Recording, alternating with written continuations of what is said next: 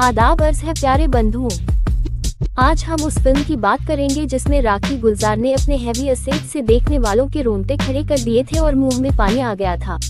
आप सब भी देखेंगे तो मानेंगे कि कभी राखी गुलजार भी कितनी हॉट लगती थी। गुप्तचर टीवी पर प्यारे बंधुओं का सुस्वागतम। मैं हूं आपकी अपनी गुप्तचर चंद्रकांता बानो। राखी गुलजार की जिस फिल्म की आज रिपोर्ट पेश की जाएगी वो है ब्लैकमेल। कहानी की शुरुआत एक विलक्षण और सनकी वैज्ञानिक प्रोफेसर रमाकांत खुराना यानी मदनपुरी से होती है। प्रोफेसर खुराना कई वर्षों की शोध के बाद एक ऐसा क्रांतिकारी फॉर्मूला खोज निकालते हैं जिससे सूर्य की किरणों का उपयोग करके बड़े पैमाने पर बिजली पैदा की जा सकती है।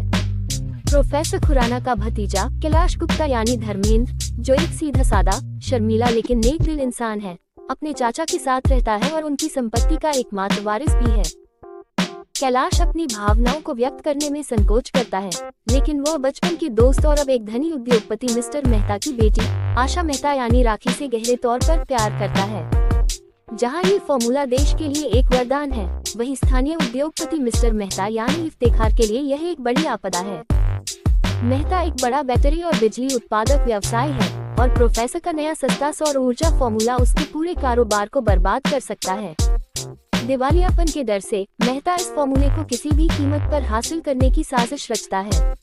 वह अपने बिजनेस मैनेजर और बेटी आशा के प्रेमी जीवन यानी शत्रुघ्न सिन्हा के साथ मिलकर एक घिनौनी योजना बनाता है। जीवन, जो कैलाश का दोस्त भी है, एक महत्वाकांक्षी और शातिर व्यक्ति है। योजना ये बनती है कि आशा की शादी कैलाश से करवा दी जाए। एक बार शादी हो जाने पर कैलाश की संपत्ति और चाचा का फॉर्मूला दोनों ही उनके हाथ लग जाएंगे। आशा को बहकाने के लिए जीवन एक क्रूर नाटक करता है। वह आशा से शादी करने से इनकार कर देता है और यह कहकर विदेश चला जाता है कि वह उसके साथ एक स्थिर भविष्य नहीं बना सकता। जीवन के इस धोखे से टूटकर आशा भावनात्मक रूप से कमजोर हो जाती है। इस दौरान कैलाश अपनी सादगी और निस्वार्थ प्रेम से आशा के करीब आता है।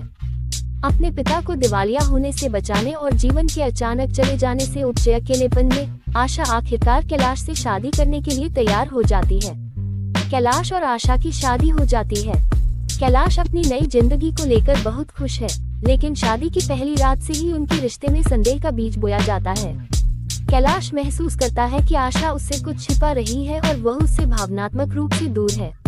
दरअसल जीवन वापस आ चुका है और वह गुप्त रूप से आशा से मिल रहा है। वह आशा को भावनात्मक रूप से ब्लैकमेल करना शुरू कर देता है। जीवन आशा को उसके और उसके पिता की साजिश की याद दिलाता है और उसे मजबूर करता है कि वह प्रोफेसर खुराना के महत्वपूर्ण फॉर्मूले की ब्लूप्रिंट चुराकर उसे सौंप दे। कैलाश को आधी रात को आशा के गुप्त रूप से किसी से मिलने जाने का पता चलता है। आशा भी अपनी मजबूरी और पिता को बचाने की कसम के कारण कैलाश को सच्चाई नहीं बता पाती, जिससे उनके रिश्ते में और भी गलतफहमियां पैदा होती हैं। कहानी तब चरम पर पहुंचती है जब कैलाश को कुछ ऐसे सबूत मिलते हैं जो उसे यह मानने पर मजबूर कर देते हैं कि आशा उसे धोखा दे रही है और वह उसके चाचा के फॉर्मूले को चुराने की साजिश में शामिल है। इस बीच जीवन अपने इरादों को स्पष्ट करता है और आशा को फॉर्मूला न देने पर उसे और उसके परिवार को बर्बाद करने की धमकी देता है। वह कैलाश को फॉर्मूला सौंपने के लिए ब्लैकमेल करता है। अंतिम टकराव के दौरान जब जीवन आशा को अगवा कर लेता है और फॉर्मूला मानता है, तब कैलाश सच्चाई जानने के करीब पहुंचता है। कैलाश अंततः आशा और जीवन का सामना करता है। इस गहन नाटकीय मोड़ पर जीवन ये महसूस करता है कि उसने अपने लालच और धोखे में आशा और कैलाश दोनों के जीवन को बर्बाद कर दिया है। कैलाश के सामने अपनी साजिश के विफल होने और किए गए पापों के बोझ से टूटकर जीवन अपराध बोध से ग्रसित होकर आत्महत्या कर लेता है। फॉर्मूला सुरक्षित रहता है और प्रेम की जीत होती है। प्यारे बंधुओं, वीडियो को लाइक शेयर करके चैनल को सब्सक्राइब भी कर लेना। अब चलती हूँ, फिर मिलूंगी एक नई रिपोर्ट के साथ।